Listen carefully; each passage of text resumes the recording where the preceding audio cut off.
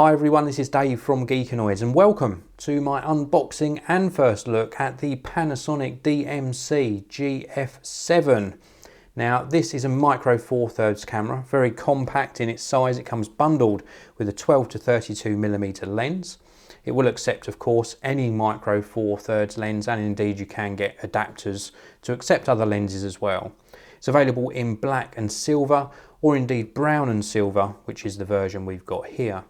And a big thank you must go out to Park Cameras for sending us out this to review.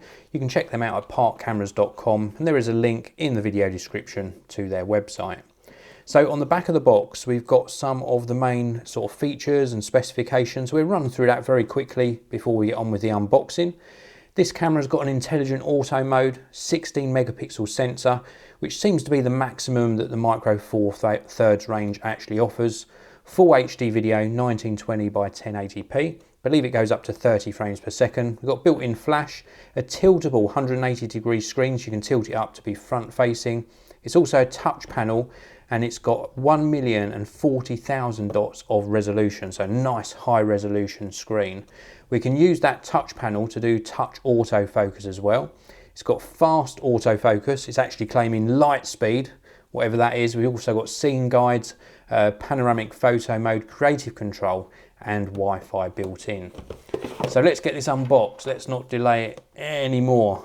So we've got our trusty little Juice Man knife here. And the first thing that we are greeted with in the box is a DVD with some software on.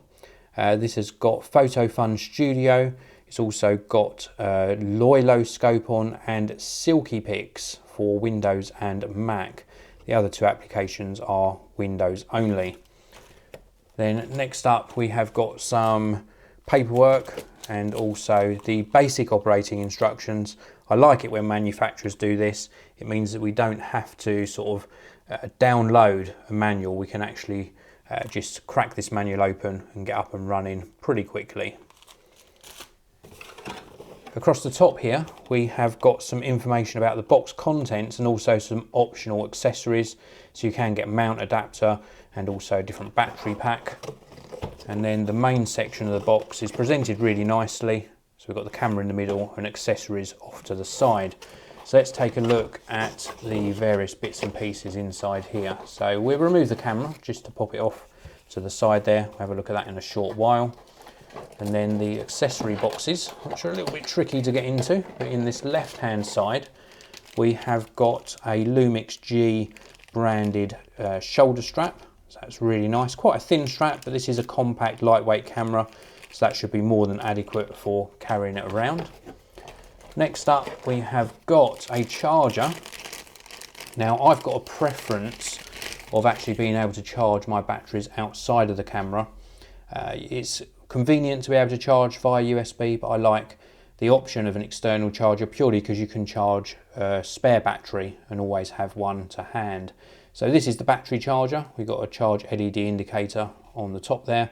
It accepts a figure 8 adapter power cable, and this is going to be multi-voltage, so you can use it in different countries with just a country specific cable. Next up we have got a micro USB to full-size USB cable. You can use that for getting the content off your memory card. And then the last bit in this left-hand section is the battery itself.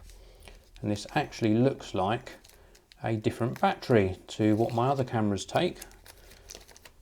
I have got another Panasonic camera already, which you'll see in the background in a short while, which is a Panasonic GH4, and that takes much larger batteries. So this is model number DMW BLH7E. It's a 680 milliamp hour battery, 4.9 watt hour.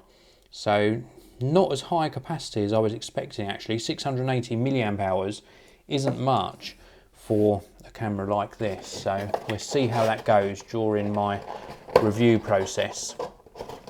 And we've got another section here. And inside this right hand section we have purely got the power cable. This is what I mentioned earlier. So depending on which country you buy the F7 in, you'll get a country specific power cable to use with that charger. So let's move all this off to the side. We can have a look at the GF7 itself in its nice cloth bag. And wow, this is a compact camera. You can see my GH4 in the background here. Actually, let me just pull this forwards and you can see the difference in size.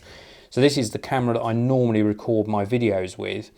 And this is micro four thirds, so the same size mount, same size sensor. And this is the small, really compact GF7. Such a big difference in size. So let's concentrate on the GF7. So we've obviously got the lens covered at the front here with a little dust cover, which we can remove. And here you can see the 12 to 32mm lens. And it's got a 37mm filter thread. So if you want to get a protector or a UV filter for this, you're looking at a 47mm thread. And then this is the lens itself, so 12 all the way around to 32mm.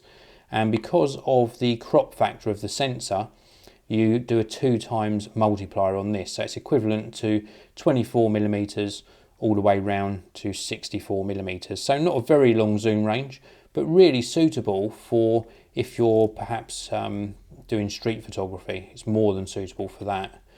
It's also got like a lock mechanism as well. So at the moment it's sort of in its locked position and you just give a little bit of an extra force to the turn and then it clicks into place at 12mm, and then it's a lot smoother in the zoom range. So let's have a look at the rest of the features.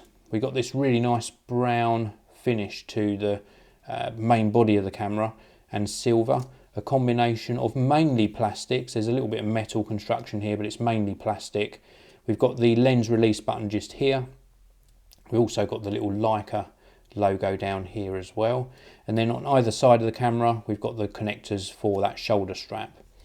If we look at this side, we've got a little cover here. And then if we open this cover, this reveals the micro HDMI socket just tucked away in there, and also the micro USB socket. If we look on this side, it's completely clear, with the exception that we've got a little speaker just here on the side. So this is going to come into play when you're maybe playing back footage. Across the top edge, this is where all of our main controls are. So on this side here, we've got a function button. We've also got the little symbol here for Wi-Fi, just to let us know that there is Wi-Fi built in. We've got either side of the flash 2 microphones, so stereo microphones across the top edge. This is the little pop-up flash as well. And I believe that this button here, which is really tricky to get to, is this a button? That is a button. That is so difficult to push. So this actually actuates the flash. So we've got a little pop-up flash which we can tip back if we want to maybe bounce the flash off of a ceiling or another surface, and then we can pop that back down into the body like so. So back to the top panel, we've got an intelligent auto button just here to put it into automatic mode. We've got the on-off switch just here. What looks like some little LEDs as well, so this is going to indicate when the camera's turned on or when we're in intelligent auto mode. And then this is the shutter button just in the middle here. And then we've got the mode dial, and we've got plenty of modes to choose from. So we've got program mode, we've got aperture priority, shutter priority, manual, panoramic mode.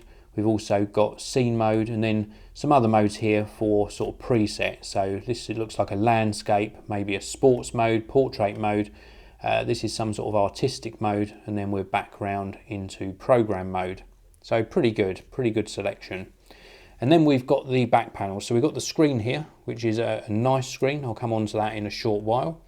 We've also got just here the direct record button up at the top. We've got a place to actually rest our thumb when we're holding the camera. And then we've got a playback button for playing back whatever we've captured, so we can preview photos and videos on the screen. We've got a rotating dial here for making various selections and changes to our settings. A 4-way rocker control for exposure compensation, white balance, continuous shot, self-timer mode, and also what looks like maybe a focus point mode just here. We've also got a menu set button in the middle, and this would also be used for navigating around the various menus. We've got a quick menu and back function on here. This also acts as a trash can and also a display button just in the bottom corner here. And this is going to be used for changing whatever information is overlaid on the screen. Now I want to talk to you a little bit more detail about the screen. Now it's not fully articulating, so it doesn't flip out like this. Basically, it comes away from the body of the camera, and we can perhaps have it in this sort of mode. So this is great for if you're doing sort of low angle photos, and in fact it comes all the way around to be front facing, so you can use this if you're going to be taking selfies or videos of yourself, and you can touch the screen as well to focus. So that's really nice. I like the look of this screen, and as I say, it's got a really high resolution 1040 K dot, so 1,040,000 K dot resolution. So a nice looking camera. It's got some nice weight to it, but not too heavy, nice and compact, and it should perform really well. I'm used to the Micro Four Thirds technology. I own other Micro Four Thirds cameras, as you saw earlier with the Panasonic GH4. I'm really looking forward to testing this. Now I will be doing some video tests, photo tests, and indeed a full review, and that will form part of my premium content that's available at geekanoids.co.uk/premium. I hope you enjoyed this unboxing and first look at the Panasonic GF7. Thank you very much for watching. Let me know what you think of this little tiny camera in the comment section below. As always, please do subscribe to the channel, hit that like button, and I'll see you all in the next one.